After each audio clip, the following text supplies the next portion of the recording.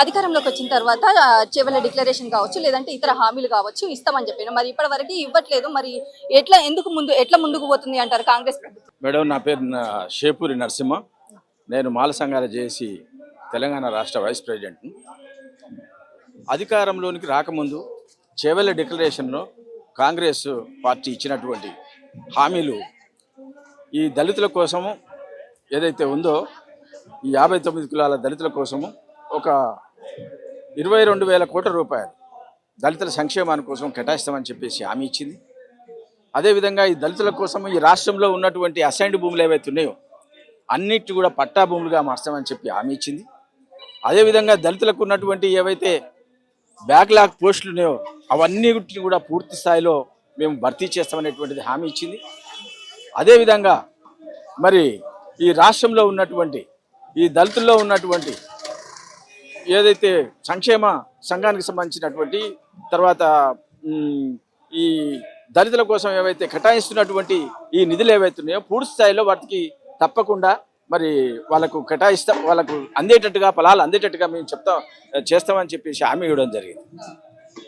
కానీ ఇంతవరకు వాళ్ళు ఇచ్చినటువంటి వాగ్దానాలు ఏవైతే ఉన్నాయో, చెవెల డిక్లరేషన్లు ఏవైతే చెప్పడం జరిగిందో ఏ ఒక్కటి కూడా అమలు కాలేదని చెప్పేసి నేను ఈ సందర్భంగా తెలియజేస్తున్నా.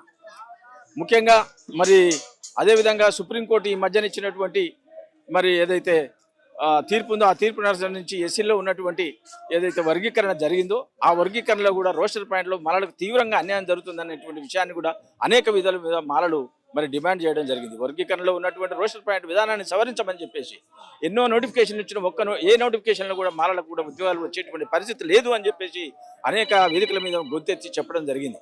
అయినప్పటికీ కూడా రాష్ట్ర ప్రభుత్వానికి ఇంతవరకు చలనం లేకుండా పోయింది. అదేవిధంగా మరీ ముఖ్యమైనటువంటి అంశం, ఈ రాష్ట్రంలో ఉన్నటువంటి దళితులకు సంబంధించినటువంటి అసైన్డ్ భూములు ఏవైతే ఉన్నాయో పట్టా భూములుగా మార్స్తామని చెప్పేసి రాష్ట్రంలోనికి అధికారం రాగానే వెంటనే మేము అసైన్డ్ భూములను పట్టా భూములుగా మార్స్తామని చెప్పినటువంటి రాష్ట్ర ప్రభుత్వం ఇంతవరకు కూడా అసైన్డ్ భూముల మీద ఎలాంటి మరి చర్యను తీసుకోలేదని చెప్పేసి నేను ఈ సందర్భంగా మనవి చేస్తూ, మరి అసైన్డ్ భూములు ఏవైతే ఉన్నాయో దళితులకు సంబంధించినటువంటివి అవన్నిటి కూడా పట్టా భూములుగా వెంటనే మార్చాలని చెప్పేసి నేను డిమాండ్ చేస్తున్నా. అదేవిధంగా ఎస్సీలకు కేటాయించినటువంటి గతంలో కేటాయించినటువంటి ఎస్సీ సంక్షేమానికి కేటాయించినటువంటి ఏవైతే నిధులు ఉన్నాయో అవి ఏ స్థాయిలో ఎప్పుడెప్పుడు ఎంతెంత ఖర్చు పెట్టిరు, నిజంగానే ఎస్సీలకు అందుతున్నాయా లేదా అనేటువంటి విషయాన్ని కూడా మీరు పరిశీలన చెప్పి అదే చెప్తున్నాను. అదేవిధంగా ఈ సందర్భంగా నేను రాష్ట్ర ప్రభుత్వాన్ని డిమాండ్ చేస్తున్నాను. అంతకంటే ముఖ్యమైనటువంటి అంశం ఏంటంటే 2011లో సెన్సస్ చేసిన దాని ప్రకారంగా ఈ రాష్ట్రంలో ఉన్నటువంటి అన్ని కులాల యొక్క జనాభా తీసుకోవడం జరిగింది. అదేవిధంగా ఈ రాష్ట్రంలో ఉన్నటువంటి 59 కులాల యొక్క దళితుల జనాభా కూడా తీసుకోవడం జరిగింది. 59 కులాల యొక్క దళితుల జనాభా 2011 చూస్తే ఇప్పుడు 2026 కేంద్ర ప్రభుత్వంలో దీనికి సపరేట్ వింగ్ ఉంది, సెన్సస్ డిపార్ట్మెంట్ అని ఉంది. మా సెన్సస్ డిపార్ట్మెంట్ ఎందుకు పనిచేస్తలేదు? మీరు ఈ 2026కు సంబంధించినటువంటి 11 నుంచి 10 సంవత్సరాలకు ఒకసారి 2022లో మరొకసారి మరి సెన్సస్ చేయాల్సినటువంటి అవసరం ఉండే.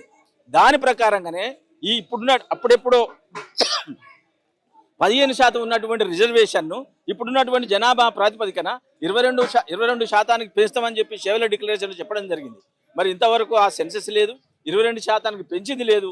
అదే 15% ఉన్నటువంటి కులాలకు పంచాయతీ పెట్టి ఈరోజు దళితుల మధ్య అనైక్యతకు ఒక తావిచ్చే విధంగా రాష్ట్ర ప్రభుత్వం వ్యవహరిస్తున్నటువంటి తీరును పూర్తిగా గర్హిణం అని చెప్పేసి సందర్భంగా మనవి చేస్తూ ఈ రోస్టర్ విధానాన్ని సవరించి ఎస్సీలకు ఇచ్చేటువంటి సంక్షేమ పథకాలు, అదేవిధంగా ఎస్సీలకు ఉన్నటువంటి దళిత పట్టాభూములుగా మార్చమని చెప్పేసి ఎస్సీలకు ఏవైతే కేటాయింపులు జరిగిన నిధులు కేటాయించిన ఎస్సీలకు పూర్తి స్థాయిలో అవి అందేటట్టుగా చేయమని చెప్పేసి, అదేవిధంగా ఎస్సీలకు ఏవైతే బ్యాక్లాగ్ పోస్టులు ఉన్నాయో అవన్నిటి వెంటనే భర్తీ చేయాలని చెప్పి ఈ సందర్భంగా రాష్ట్ర ప్రభుత్వాన్ని డిమాండ్ చేస్తున్నాను.